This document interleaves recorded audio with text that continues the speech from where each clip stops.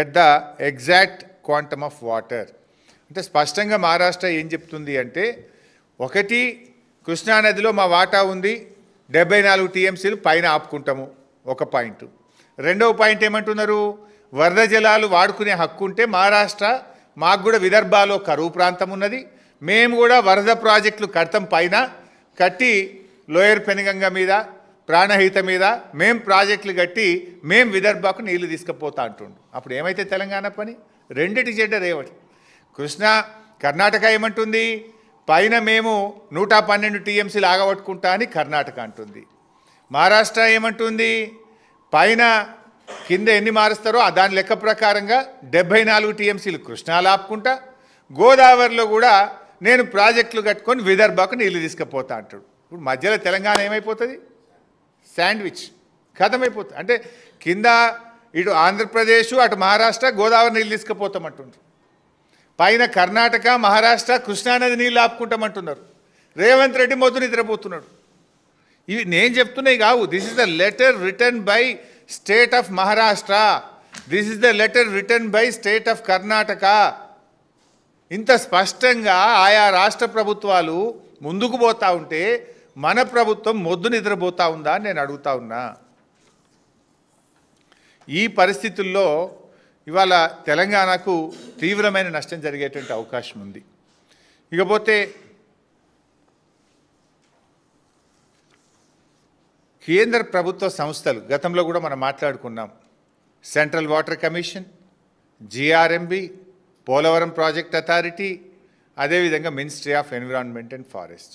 ఈ 4 డిపార్ట్మెంట్లు కూడా గతంలో అసలు ఈ డిపిఆర్ను కన్సిడరే చేయకూడదు, ఇది తప్పు అని రాశారు. అయినా ఇప్పుడు ఎందుకు జరుగుతూ ఉంది? ఎందుకు కేంద్ర మంత్రి గారు మేము ఈ ప్రాజెక్ట్ను మేము అప్రైజల్ స్టార్ట్ చేసినాం, the PFR is currently under the examination అని ఎట్లా రాస్తాడు? నేను అడుగుతా ఉన్న బీజేపీ ప్రభుత్వాన్ని, మన రాష్ట్రం నుంచి ఉన్న కిషన్ రెడ్డి గారు, బండి సంజయ్ గారు, మీకు బాధ్యత లేదా? ఆంధ్రప్రదేశ్ ఇవాళ హక్కు లేని, అవకాశం లేని నీళ్లను మళ్లించుకుంటుంటే, మన హక్కును కాలరాస్తుంటే, మన నీళ్లు తన్నుకపోతుంటే రేవంత్ రెడ్డి పెదవులు మూసుకుంటాడు, కిషన్ రెడ్డి గారు, సంజయ్ గారు పెదవులు మూసుకుంటారు. ఇది ఎక్కడి నీతి? 8+8 ఎంపీలు గెలిస్తే 16 ఎంపీలు గెలిస్తే ఇదేనా మీరు చేసే పని? ఈరోజు ఇది సెంట్రల్ వాటర్ కమిషన్ రాసిన లెటర్. సెంట్రల్ వాటర్ కమిషన్ కూడా చాలా స్పష్టంగా ఏం చెప్పింది, it is mentioned in the PFR submitted the flood water from Polavaram dam would be diverted to the Krishna river through a new parallel canal along with Polavaram project with a capacity of 5 ton cumex.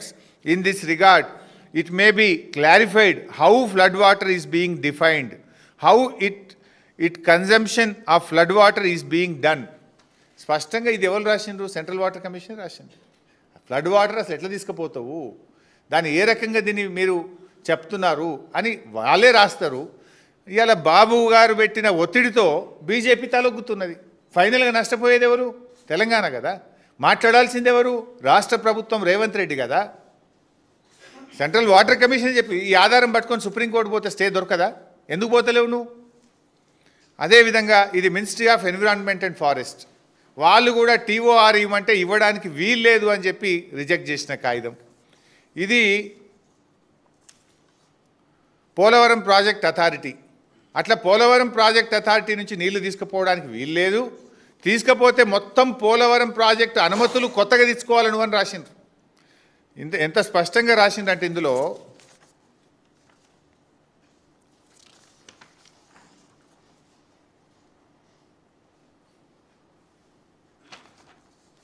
the present proposal of diversion of additional 200 TMC of water is not a part of the approved DPR of Polavaram project.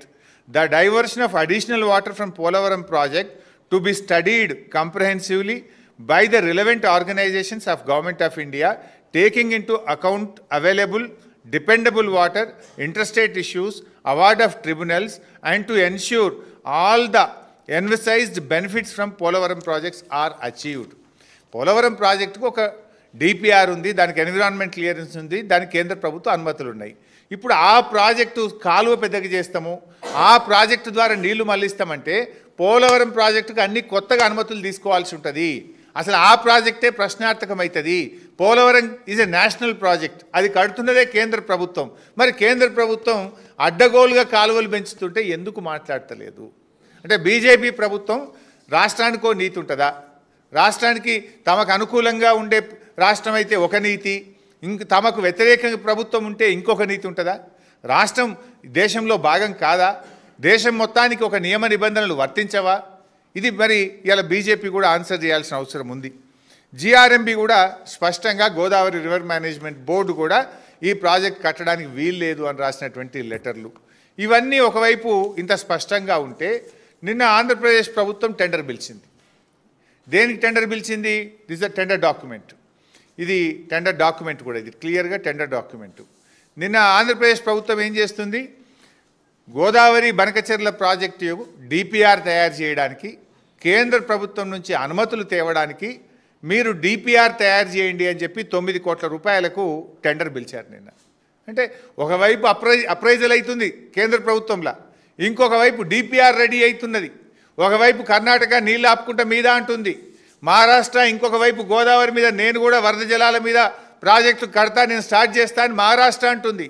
నిమ్మకు నీరెత్తినట్టేమో మన రేవంత్ రెడ్డి, మన రాష్ట్ర ప్రభుత్వం ఉండడం ఇది నిజంగా సిగ్గుచేటు. ఇది రాష్ట్ర ప్రయోజనాలకు గొడ్డలి పెట్టు. రాష్ట్ర భవిష్యత్తు ఆగమైపోయేటువంటి పరిస్థితి ఉంది. ఇందులో కూడా ఒక ఇంపార్టెంట్ పాయింట్ ఉంది. ఇది ఏదైతే టెండర్ బిడ్ డాక్యుమెంట్ ఇది, ఇందులో చూస్తే పేజ్ 79లో, దిస్ ద పేజ్ 79 ఈ బిడ్ డాక్యుమెంట్లో, ఇందులో ఇదేంది silent features of project arrived based on